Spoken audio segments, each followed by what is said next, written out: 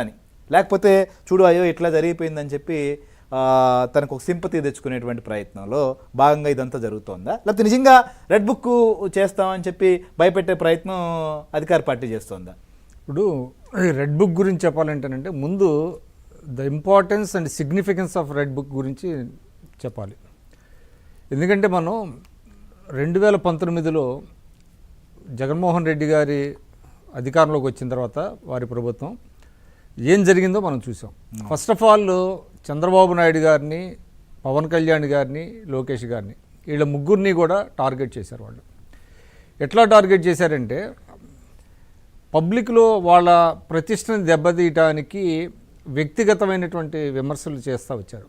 అంటే చంద్రబాబు నాయుడు గారు ఆయన ఏదో చాలా సామాన్యమైనటువంటి పొలిటీషియనే తప్ప అందరూ అనుకుంటున్నట్టుగా ఆయన అంత పెద్ద పొలిటీషియనే కాదు అని ప్రజల్లోకి తీసుకెళ్ళడానికి ఒక క్రమ పద్ధతిలో ఆయన్ని టార్గెట్ చేశారు. మనం చూసాం అసెంబ్లీలో కొంతమంది ఏ విధంగా ఆయన మాట్లాడారు.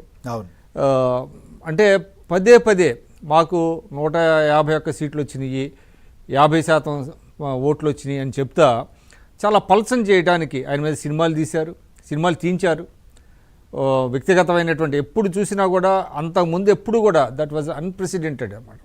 మనకి తెలిసి కూడా ఒక మాజీ ముఖ్యమంత్రిని, ఒక ప్రధాన ప్రతిపక్ష నేతని అంత హీనంగా మాట్లాడటం ఒక మంత్రులు వీళ్ళందరూ కూడా టార్గెట్ చేశారు. చంద్రబాబు గారిని టార్గెట్ చేశారు. ఎందుకు టార్గెట్ చేశారంటే ప్రజల్లోకి ఆయన ప్రతిష్టను దెబ్బతీయటం అనమాట.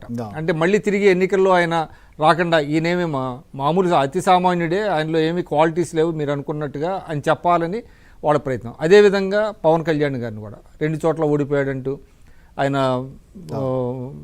పెళ్ళిళ్ళని ఇవన్నీ ప్రస్తావనలు చేశారు. అక్కడ అసలు ఏం చేయలేదు. అదేవిధంగా ఈయన్ని కూడా లోకేష్ బాబు ఆయన్ని కూడా ఏం చేశారు, ఆయన ఒక ఆయన యుఎస్లో చదువుకొని స్టాన్ఫోర్డ్లో చదువుకొని వచ్చినా కూడా ఆయన్ని చాలా పల్సన్ చేసే విధంగా టార్గెట్ చేశారు. ఇదంతా ఏంటంటే కావాలని చేశారు, దెబ్బతీశారు. ఆ తర్వాత ఏం చేశారు, దానివల్ల ఏం జరిగింది, దాని యొక్క ఫలితాలు ఏమైంది అంటే ఆఫీసర్స్లో కానివ్వండి, మిగతా వాళ్ళ కేటర్లో కానివ్వండి, తెలుగుదేశం అంటే ఒక లీనియంట్ యాటిట్యూడ్ వచ్చేసింది. దాంతో అధికారులందరూ కూడా అధికార పార్టీకి ఊడిగం చేసే స్థాయికి లేరు. అందరూ అనను మెజారిటీ చాలామంది అట్లా చేసుకున్నారు. అట్లా అంటే వాళ్ళతో లోబడుచుకున్నారు వాళ్ళు. ఇక మేమే వస్తాము, 30 ఏళ్ళు మాదే అధికారం అని. ఆ క్రమంలోనే ఇవన్నీ కూడా హత్యలు జరిగినాయి, దాడులు జరిగినాయి, అక్రమ కేసులు పెట్టారు.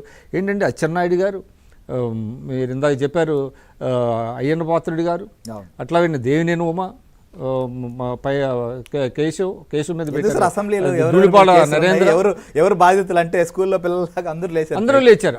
అన్ని కేసులు పెట్టారు, హత్యలు జరిగినాయి.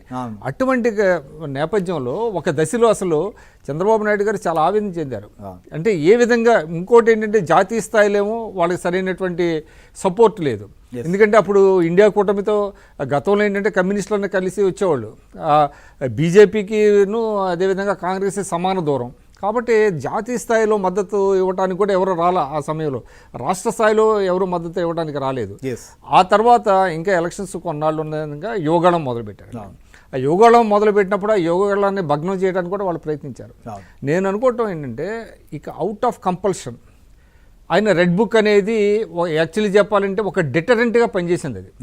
అంటే ఆయన ఎప్పుడైతే రెడ్ బుక్ చూపి